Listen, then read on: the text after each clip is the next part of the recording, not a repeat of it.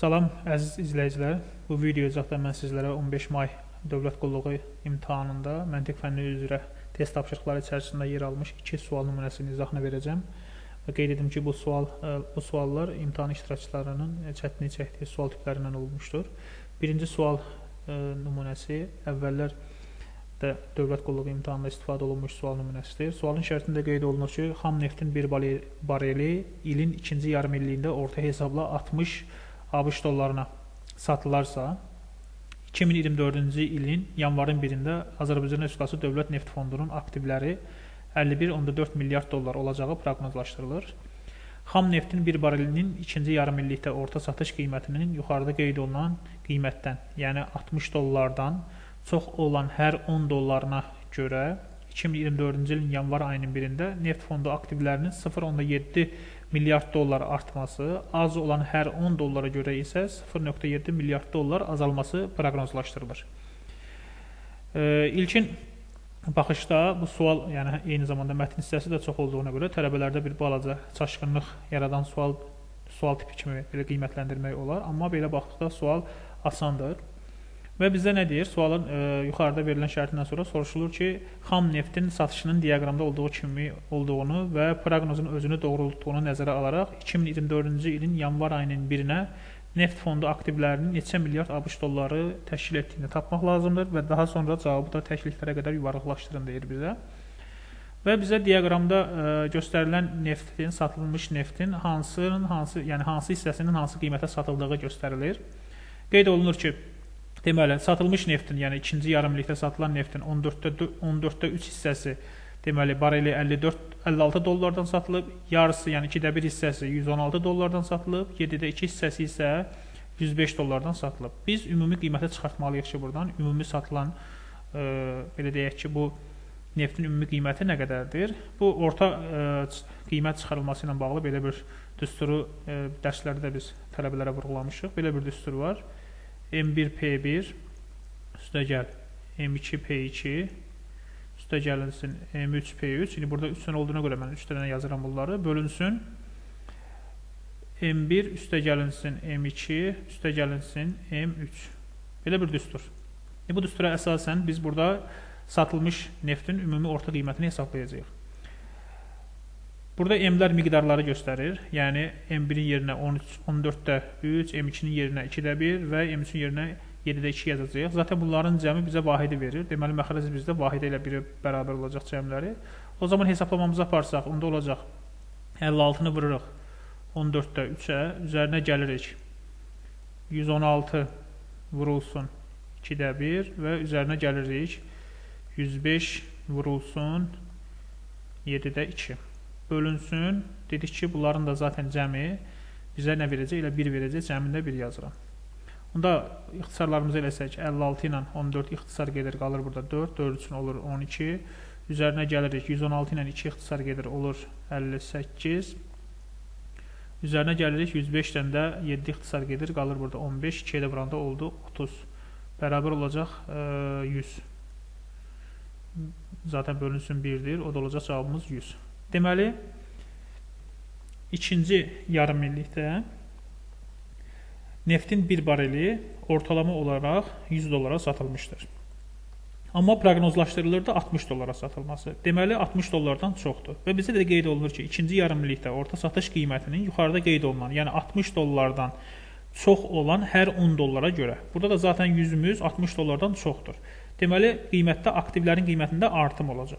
Hər 10 dollara görə aktivlərin nə qədər artması? 0,7 artması proqnozlaşdırılır. İndi 100-dən 60-a qədər, yəni 60-dan 100-ün arasında fərq nə qədərdir? Bərabərdir 40-dır. Bunu da 10-a böləsi olsaq, bərabərdir 4 dənə. Deməli, 4 dənə onluq var burada və hər onluğa görə də 0,7 milyard dollar artması proqnozlaşdırılırsa, o zaman biz 0,7-ni vurmalıyıq 4-ə. Bərabər olacaq 2,8. Deməli, neft fondunun aktivləri ikinci yarımillikdə ümumilikdə 2,8 milyard dollar artacaq. Bəs əvvəl nə qədər idi? 51,4 milyard dollar idi. 2,8 milyard dollar da artacaqsa, o zaman bunları biz nə etməliyik? Toplamaq lazımdır. Yəni 51,4-ün üzərinə 2,8-i gələcək. Olacaq bu, Deməli, 54,2. Cavabımız budur və bizə də deyir ki, cavabı təkliklərə qədər yuvarlaşdırmaq lazımdır. Yəni, bu təklik mərtəbə budur, onluq mərtəbə budur. Yəni, vergüldən sağda olan ədədi neyləmək lazımdır? Atmaq lazımdır və vergüldən sağda olan ədəd 5-dən kiçik olduğu üçün elə tam hissəni olduğu kimi saxlayırıq. Yəni, təqribi olaraq qiymətimiz olacaq 54 dollar. 54 milyard dollar. Yəni, cavabımız 54-dür. Yəni, ilkin baxışda sual həcmcə böyük olmasına baxmayaraq, artıq məsələni həll etdikdən sonra görünür ki, çox da elə ciddi bir, yəni çətinliyi olmayan bir test nümunəsidir.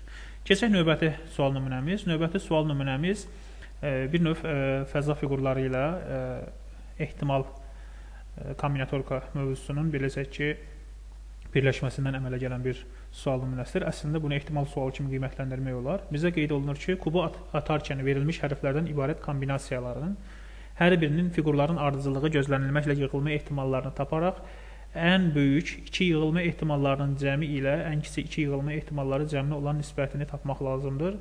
Kubun bütün üzvləri göstərilib. Qeyd edim ki, bu sual BA kateqoriyası üzrə imtahanda yer almış sual nümunəsidir.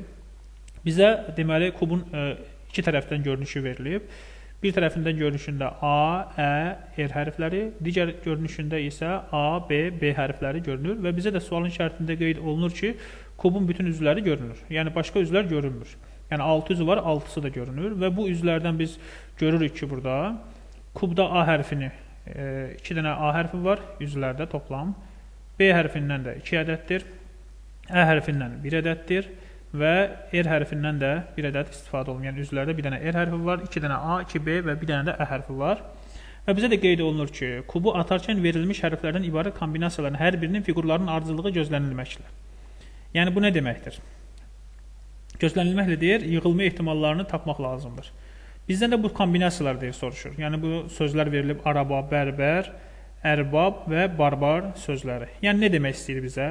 Deyəlim ki, biz araba sözünü yaratmaq istəyiriksə, əlbəttə ki, bizə birinci olaraq kubu atdıqda hansı hərf düşməlidir? A hərfinin düşməsi, sonra R hərfinin, sonra daha sonra A, B və A hərflərinin ardıcıl olaraq düşməsi lazımdır. O yüzden biz birinci olaraq mən araba sözünü üçün hesablasam bunu hesaplamalıyam. Sonra bərbər, sonra ərbab, sonra da barbar sözləri üçün hesablayacağım ehtimallarını və daha sonra verilən təlimata uyğun olaraq misalı həll etmək lazımdır. Misalı həll etməmişdən öncə qısa bir xatırlatma edeyim. Ümumiyyətlə ehtimal nədir? Ehtimal ümumi hadisələr içərisində, yəni baş verə biləcək, yəni gözlənilən hadisənin payıdır. Nə deməkdir? Məsələn, bu sualımızda tətbiq eləsək dediyimizi, kubun 6 üzü var və bu 6 üzün içərisində məsələn A hərfinin düşməsi nəyə bərabərdir? Yəni A hərfinin ehtimalı, düşmə ehtimalı nəyə bərabərdir? 6 dənə üz var və 6 üzdən ikisində A hərfi varsa, dedik ki, ehtimal nədir? Gözlənilənin ümumi hadisəyə olan nisbəti. Gözlənilən A-dır, yəni A-nın sayı 2-dir. Biz 2-ni bölməliyik nəyə? 6-ya. Deməli, A hərfinin düşmə ehtimalı 6-da 2, yəni ixtisar eləsək nəyə bərabərdir? 3-də 1-ə bərabərdir. Eyni analoji qayda ilə B hərfinin düşmə ehtimalını hesablasaq, B hərfimiz də 2 dənədir və ümumi hadisənin olan nisbətini hesablasaq 2 bölü 6 bərabər nəticə olacaq yenə 3-də 1.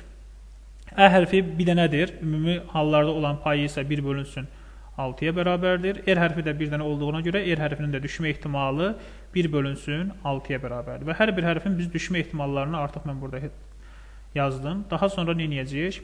Hər bir söz üzrə araba, bərbər, ərbab və barbar sözləri üçün də bunu hesablamaq lazımdır. Birinci araba sözü üçün hesablayacağım. Araba sözlərindən bizdə gəlir birinci A hərfi. A hərfinin düşmə ehtimalı dedik ki 3-də 1-dir. Və nə deyir bizə? Fiqurların deyir ardıcılığı gözlənilməklə. Yəni əlbəttə ki, kubu atırıqsa bir dənə kubumuz var burada. Sadəcə burada 2 dənə verilib, bir kubun 2 müxtəlif tərəfdən görünüşü verilib, amma əslində bir kubdur. Bir kubu atırıqsa ön tərəfdə misal üçün düşdü A hərfi. Sonra ardınca düşsün R hərfi, sonra növbəti A, sonra B və sonra A hərfi düşməyinə araba sözü və bunun əmələ gəlmə ehtimalını soruşursa, bu hadisələrin eyni anda, yəni ardıcıl olaraq, yəni araba sözünün ortaya çıxması üçün A hərfinin, R hərfinin, A hərfinin, B və A hərfinin uyğun olaraq nə olmalıdır? Ardıcıl gəlməsi baş verməlidir və biz də bilirdik ki, və bunlar gördüyünüz kimi bir-birlərindən asılıdır. Yəni məsələn burada A, R hərfləri çıxsın, ardınca A hərfi çıxmasa, artıq bu hal bizə lazım deyil. Yəni hadisələrin baş verməsi bir-birindən asılıdır və hadisələrin baş verməsi bir-birindən asılı olduğuna görə biz baş verən hadisələrin ehtimallarını bir-birinə vurmalıyıq. Yəni qayda budur. Dərslərdə də bunu izah eləmişik. O zaman araba sözündə A hərfinin düşmə ehtimalı 3/1-ə bərabərdir. Vurulsun R hərfinin düşmə ehtimalı 6/1-ə bərabərdir. Yazmışıq onu. 6/1. Vurulsun A hərfinin düşmə ehtimalı yenidən 3/1. Vurulsun B hərfinin düşmə ehtimalı yenə 3/1. Vurulsun A hərfinin düşmə ehtimalı yenə 3/1-ə bərabərdir. Və bunları bir-birinə vursaq 3, 3, 3, 4 dənə 3, 81, 6-ya vuranda olacaq 486/1. Deməli, araba sözünün düşmə ehtimalı 486/1-ə bərabərdir. Eyni analoji qayda ilə bərabər sözündə biz hesablayacağıq.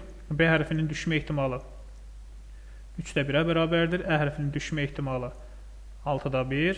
Vurulsun R hərfinin düşmə ehtimalı yenə 6/1. Vurulsun B hərfinin düşmə ehtimalı 3/1. Ə hərfinin düşmə ehtimalı deməli 6/1. Vurulsun R hərfinin də düşmə ehtimalı yenə də 6/1. Və bunları bir-birlərinə vuraq, görək neçə eləyir. Deməli 3 vurulsun 6, vurulsun 6, vur 6, vurulsun 3, vurulsun 6, vurulsun bir dənə də 6. Nəticə olaraq bizə verir 11664. 11664/1. Deməli, bərabər sözünün yaranma ehtimalı nəyə bərabərdir? Yəni, ortaya çıxma ehtimalı 11664/1-ə bərabərdir. Keçirəm 3-cü eyni analoji qayda ilə ərbab sözünü hesablamaq lazımdır. Ə hərfinin baş vermə ehtimalı 6/1. Vurulsun R hərfinin baş vermə ehtimalı o da 6/1. Vurulsun B hərfinin baş vermə ehtimalı, yəni düşmə ehtimalı 3/1. Vurulsun A hərfinin düşmə ehtimalı o da 3/1 idi. Və B hərfində düşmə ehtimalı vurulsun 3/1. O da bərabərdir. Bunu hesablayaq görək nə eləyir. 6 altına deməli 36 vururuq 3, 3, 3, 27-yə. Bərabər olacaq nəyə? 972. 972/1. Deməli, ərbab sözündə baş vermə ehtimalı 972/1-ə bərabərdir. Və sonuncu olaraq barabar sözünün baş vermə ehtimalını tapırıq. Dördüncü barabar sözü. B hərfinin baş vermə ehtimalı, düşmə ehtimalı 3/1. Vurulsun A hərfində də 3/1-dir. Vurulsun R hərfinin düşmə ehtimalı 6/1. Vurulsun B hərfinin düşmə ehtimalı 3/1-ə bərabərdir. Vurulsun A hərfinin düşmə ehtimalı o da 3/1-dir. Və R hərfinin düşmə ehtimalı isə nəyə bərabərdir? 6/1-ə bərabərdir. Bunları da hesablasaq, deməli 3 vuru 3, 9, 9 altına 54, 54'ü vururuq 54'ə. Bərabər olur nəyə? 2916. 2916-da 1-ə bərabər olur.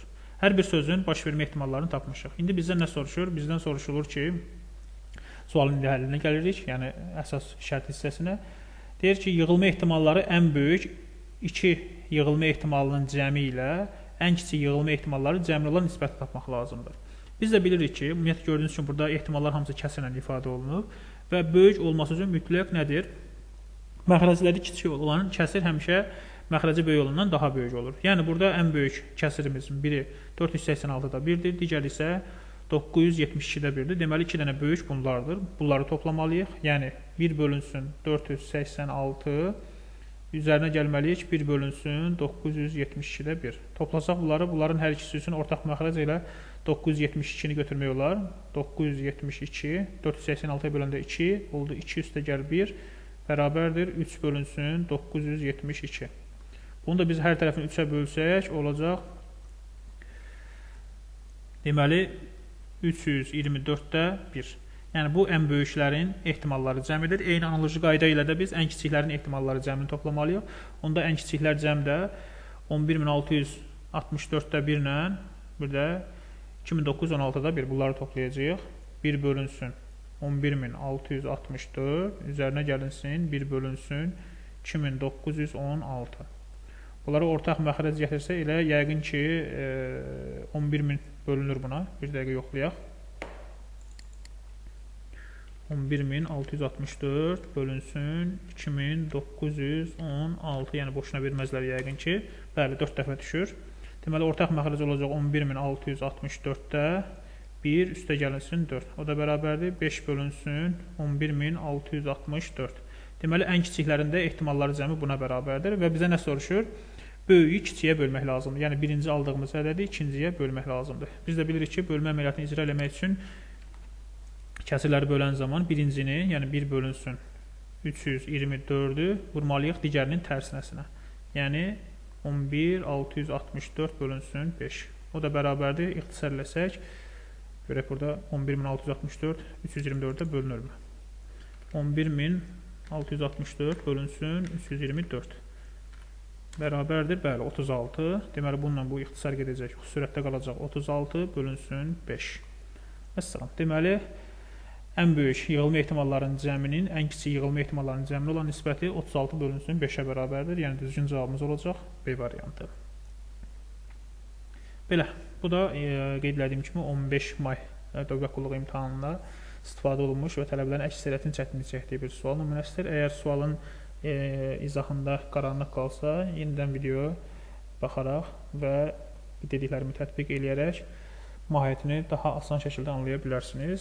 Sual və izahla bağlı hər hansısa bir fikirlərinizi videonun rəy bölməsinə yerləşdirməyi unutmayın. Sağ olun.